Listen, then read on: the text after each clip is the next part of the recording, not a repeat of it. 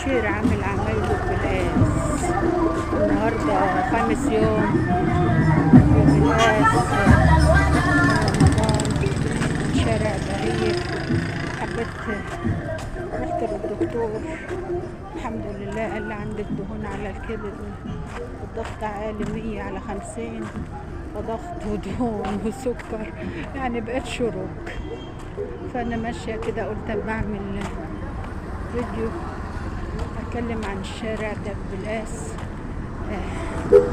الناس كلها مظاهر الزينة والجمال، دايما تزين نفسها وكأنها عروسة بتوب جديد. احنا شفنا حديقة بهية عليها عمل الأساسي، الناس كلها بتبقى متواجدة بهية رغم ان الجو شاتي، إلا الناس هي بتحب تسهر في رمضان، بتحب تقعد، بتحب تغير المكان.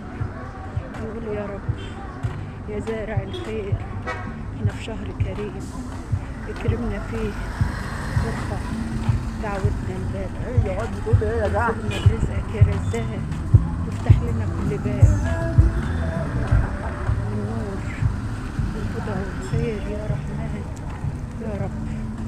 احنا بشوفنا مجلس المدينة كل شوية بيجعل الحتة الفاضية يعمل محلات، من كتر ايجار المحل 30 و20 و10، كل بالقاس بقت محلات. الناس هتعيش في المحلات خلاص. الناس شغالة بالليل اهو، وكأن بالليل في بالقاس زي النهار تمام.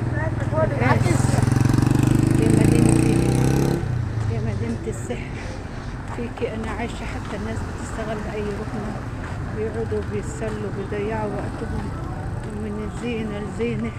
يا بالقاس يا مدينتي يا جميلة، اللي ما يعرفكيش ويسمع عنك ما يعرفش ان بالقاس من اجمل المدن. محافظة الدقهلية بالقاس، الناس سهرانة ليل نهار وكأنها في حلم ما بينتهي. من بالقاس وجوه الحلم انا دايما بعيش.